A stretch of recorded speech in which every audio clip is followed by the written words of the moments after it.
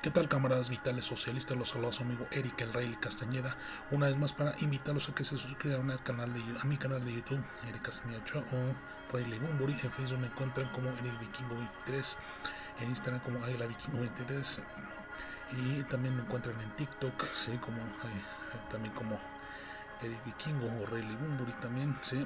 Espero estar en contacto con ustedes para seguirnos aventurando en este enigmático, maravilloso mundo de las ciencias sociales, específicamente la historia tanto de México como universal, del arte de Latinoamérica, de España, de Estados Unidos y algunas otras que podamos seguir anexando esta su plataforma, en la cual espero seguir contando con su valiosa colaboración, sí, con su preferencia que nos satisface en gran medida, ¿sí?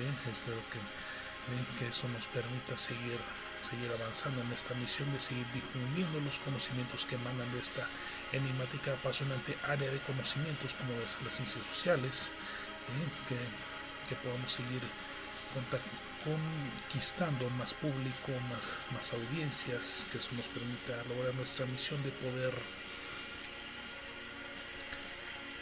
monetizar la plataforma, ¿sí? Y al mismo tiempo lograr difundir nuestros contenidos de corte cultural, ¿sí?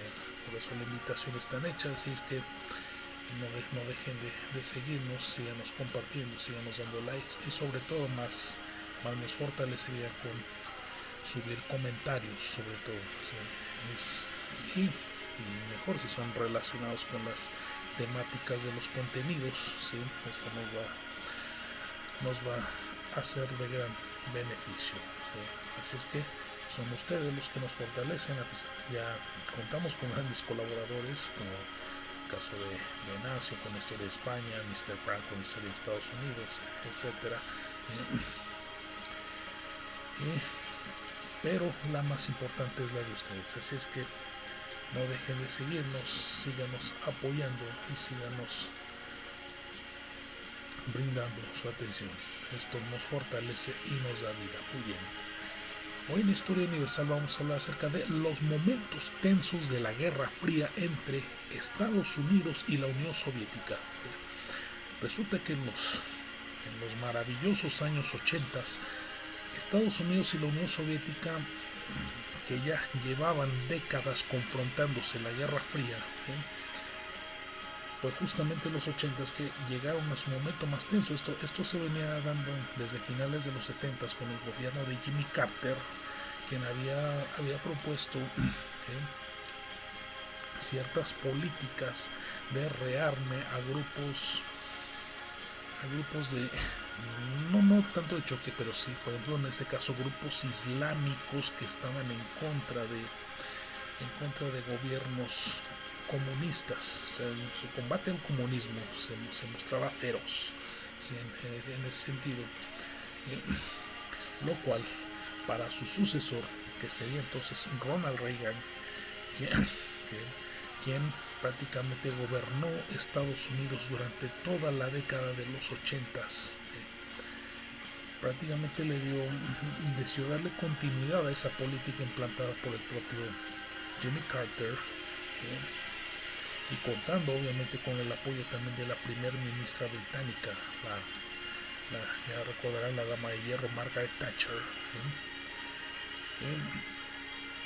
en la que prácticamente pretendían unir esfuerzos que les permitían, en términos generales, erradicar el comunismo imperante, no solo en Europa, sino en el resto del mundo, y que llegaron a tener gran impacto no solo en Asia, en África, inclusive en Latinoamérica, con ciertos gobiernos. De eso ya les hablarán otros colaboradores, ya les hablará Aristizábal, sí, o sea, como el comunismo soviético llegó a tener un importante impacto más que todo social y sobre todo militar, ¿sí? en ciertos gobiernos de países subdesarrollados.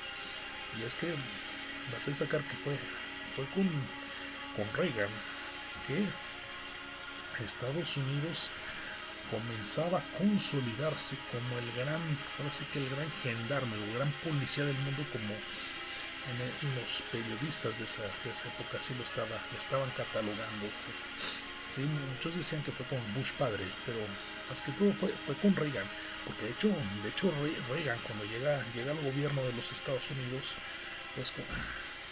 pues comienza con una política de intervencionismo verdaderamente bárbara, ¿sí? Sí, sobre todo su intervención en la guerra del Líbano, que fue devastadora, ¿sí? Y es que con Reagan, Estados Unidos prácticamente estaba consolidando un importante rearme militar, ¿sí? Y estamos hablando de momentos tensos con su adversario, que era la Unión Soviética, porque mientras Estados Unidos se fortalecía militarmente, la Unión Soviética ya mostraba una cierta decadencia, un cierto declive, ¿sí? Y sería entonces con la llegada del joven secretario del gobierno, que era Mikhail Gorbachev, ¿sí? De quien abordaremos más adelante en otras sesiones. Todo un personajazo, la verdad. Sí, quizá no muy querido para quienes fueron férreos comunistas en esa época, pero sí pasó a la historia por ser el que prácticamente puso fin a la Guerra Fría.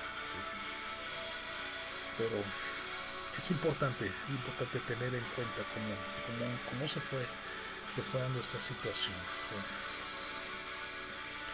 Resulta que de hecho Reagan, como presidente de los Estados Unidos, se reunía con Gorbachev, ¿sí? Y en la que habían de una u otra manera, se sabía que eran momentos tensos de la Guerra Fría, buscaban suavizar la situación, se buscaban ahora sí que un deshielo, válgase la redundancia, porque el propio término Guerra Fría es un deshielo en esas relaciones, esa tensa rivalidad entre Estados Unidos y la Unión Soviética. A lo cual inclusive el propio Gorbachev le había propuesto a Reagan una política de desarme nuclear, ¿sí? De una manera que pudiera lograrse la paz. A lo cual Reagan, que incluso ya tenía implantadas ciertas políticas, la llamada Guerra de las Galaxias, ¿sí? En la cual pretende utilizar armas de ya más modernas, de alto calibre. O sea, Gorbachev le estaba proponiendo el desarme nuclear. Reagan se negó rotundamente a ello. Y lejos de que se pudiera lograr un cierto acuerdo, resulta que tensó aún más las relaciones. Y es que, muy por el contrario, Estados Unidos buscaba de una u otra manera afianzar su poderío, porque ya contaba con apoyo del propio Reino Unido, de Margaret Thatcher, así como también de la propia Organización del Tratado Atlántico Norte, la OTAN, ¿sí? Que inclusive estos momentos tensos de la Guerra Fría buscaban de una u otra manera financiar a grupos radicales que combatieran el comunismo, que combatieran.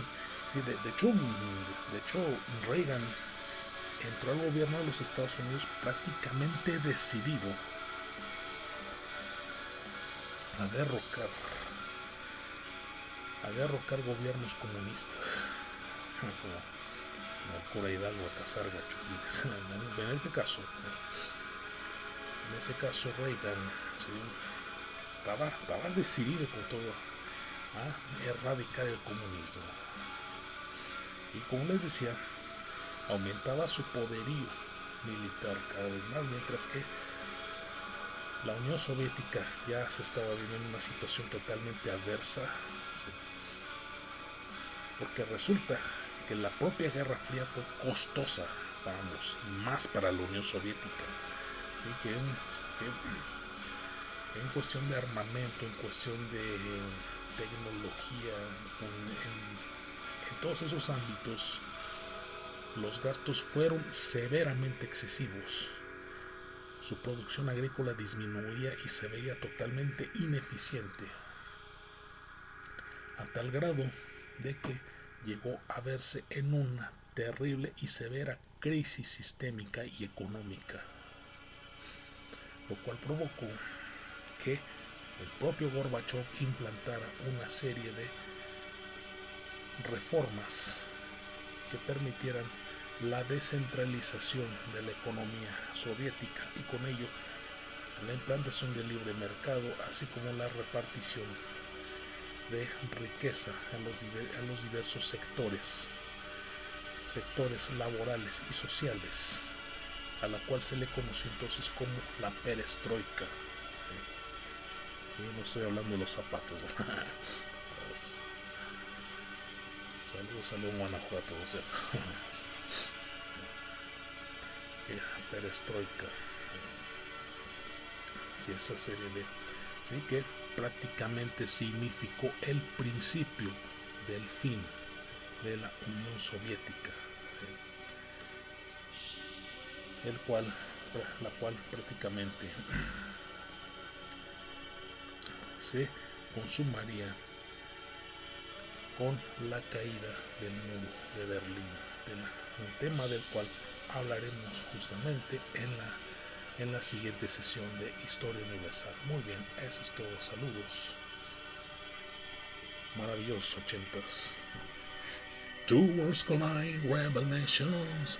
It's a primitive clash, venting years of frustrations. It's a paradox, no surrenders. It's a top that I do, some way to rise. East versus west, and the continuity ain't going night. And the time in the hand on the corner. In the burning heart is about to burst. In the darkest night, rising like a spy. In the morning heart, the mystic cable of fire.